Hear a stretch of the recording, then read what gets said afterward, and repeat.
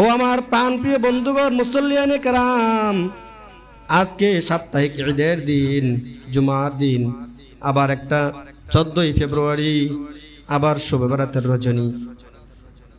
14ই ফেব্রুয়ারিতে আল্লাহ রব্বুল আলামিনের নাফরমানি করা যাবে না, গুনায় মত্ত হওয়া যাবে না। একদল অটোমেটিকলি গুনায় মত্ত হয়ে গিয়েছে, হয়েছে কিনা? ওদের ভিতরে আল্লাহ রব্বুল আলামিনের ডর নেই, ভয় নেই। আল্লাহ রব্বুল আলামিন তাকে পরীক্ষার জন্য যে 5টা প্রশ্ন আউট করে দিলেন, ও বান্দা তোমাকে 5টা প্রশ্ন আউট করে দিলাম, এগুলা মেনে নিও, তোমার ইমানের পরীক্ষা হবে। কিন্তু ওই বান্দাগুলা ইমানের পরীক্ষা দেওয়ার জন্য প্রস্তুত না। কাল কিয়ামতের ময়দানে তাদেরকে আল্লাহ রব্বুল আলামিনের আদালতের মধ্যে পাকড়াও হতে হবে। সিসি ক্যামেরা আছে আমাদের মাঝে, কি আছে ভাই দুস্থ বুজুর্গ? বিজ্ঞান যে আবিষ্কার করতেছে এগুলো কোরআন থেকে। কোথা থেকে? কোরআন থেকে। সিসি ক্যামেরা কোথা থেকে আবিষ্কার হয়েছে? আল্লাহ রাব্বুল আলামিন বলেন, কিরামান কাতিবিন ইয়ালামুনা মা তাফআলুন। আমার একজন বান্দার ডান কানে কিরামান আর বাম কানে কাতিবিন ফেরেশতা বসা আছে। কি আছে?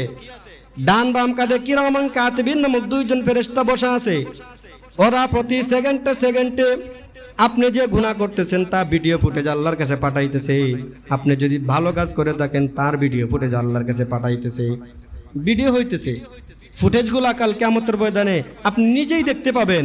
আল্লাহ বলবেন, ইকরা কিতাবাকা কানা কাফা বিনাফসিকাল ইয়াউমা আলাইকা হাসিবা। নেও বান্দা নেও, তোমার ডায়েরিটা এখন তুমি নিজে পড়ো। আপনি আপনার ডায়েরি যখন হাতে নেবেন, হাতে নিয়ে দেখবেন ছোট থেকে ছোট, বড় থেকে বড় যত গুনাহ করেছেন। আপনি একজন বান্দাকে চিমট দিয়েছেন, সে ব্যথা পেয়েছে, ওই গুনাহটাও সে আপনার ডায়েরির মধ্যে লেখা পাবেন। আপনি একজন বান্দার সরিষার দানার পরিমাণ উপকার করেছেন, সেই উপকারটা আপনি ডায়েরির মধ্যে আপনার নিজ চোখে দেখতে পাবেন। আপনি নিকষ কালো অন্ধকার রাত্রিতে একজনের ক্ষতি করেছেন, মনে করছেন ও তো জানে না। আল্লাহ রব্বুল আলামিন তো ঠিকই জানেন। কিরামান কাতিবিনের ভিডিও ফুটেজে আপনার রেকর্ড হয়ে গেছে। কাল কিয়ামতের ময়দানে আপনি ওটা দেখতে পাবেন। হোটেলের মধ্যে রমজান মাসে পর্দা লাগিয়ে আপনি খাইতেছেন, আরে মানুষ তো দেখতেছে না, কিন্তু না দেখলে কি হবে? আপনার সিসি ক্যামেরা ফুটেজে আপনার সবগুলা রেকর্ড হইতেছে। কাল কিয়ামতের ময়দানে আপনার ডায়েরি যখন আপনার সামনে পেশ করা হবে, সে ডায়েরির মধ্যে ফুটন্ত গোলাপের মতো আপনার আমলনামা দেখতে পাবেন। সুতরাং আল্লাহর চোখকে ফাঁকি দেওয়া যায় না। পুরা পৃথিবীতে মাটির নিচে সব জায়গায় আল্লাহ বিরাজমান।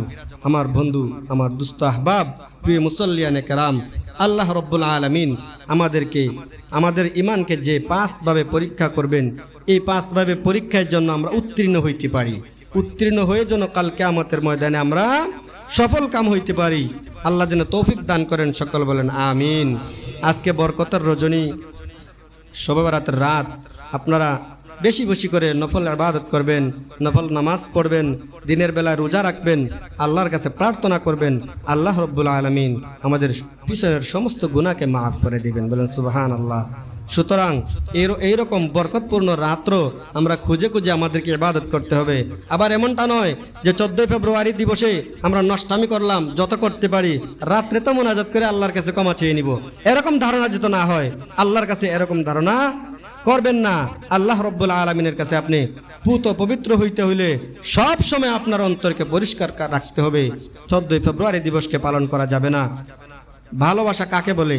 আপনি আপনার বাবাকে ভালোবাসেন, আপনি আপনার মাকে ভালোবাসেন, আপনি আপনার বোনকে, ভাইকে, পরিবারের আত্মীয় স্বজন সবাইকে ভালোবাসেন।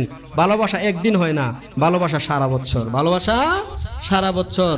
আমার প্রাণপ্রিয় বন্ধুগণ, আল্লাহ রব্বুল আলামিন 100 ভাগ ভালোবাসাকে ভাগ করে 1 ভাগ 18,000 মাখলুকাতকে দিয়েছেন, বাকি 99 ভাগ আল্লাহর কাছে রেখে দিয়েছেন।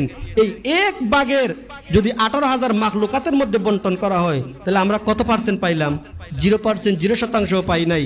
এই ভালোবাসার কারণেও যদি আল্লাহ রব্বুল আলামিন এই ভালোবাসা দেওয়ার কারণেও যদি আমরা একটা দিবস বানিয়ে নিতে পারি, পুরা 100% যদি দিতেন, তাহলে আমরা পুরা বছরকেই দিবস বানিয়ে নিতাম। সুতরাং দিবস পালন করা যাবে না।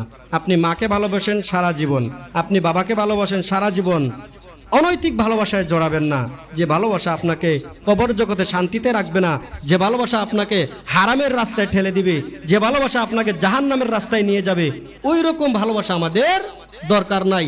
যে ভালোবাসা পুত পবিত্র, আপনার বাবাকে ভালোবাসেন।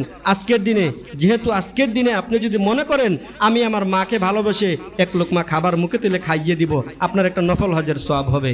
আজকে বাসায় যান, গিয়ে আপনার বাবাকে মুখে তুলে এক লোকমা খাইয়ে দেন, আপনার একটা নফল হজের সওয়াব হবে। আপনার ঘরে স্ত্রী আছে, আপনি হালাল সম্পর্ক করেন, ওই আপনার স্ত্রীর সাথে ভালোবাসা করেন, প্রেম করেন, এটা হালাল। আপনি আপনার স্ত্রীর মুখে এক লোকমা খাবার দেন, সারা জীবন আপনার সুন্দর হবে। আপনি হবেন উলাইকা হিজবুল্লাহ আলা ইন্না হিজবাল্লাহি হুমুল মুফলিহুন। আপনি আল্লাহর দলের হয়ে যাবেন, আর যারা আল্লাহর দলের খাতায় নাম লিখে দিবে তারা হবে সফল কাম। সুতরাং আমরা সফল কাম হইতে চাই কিনা? আল্লাহ রাব্বুল আলামিন আমাদের সবাইকে তৌফিক দান করেন। সকলে বলুন আমিন।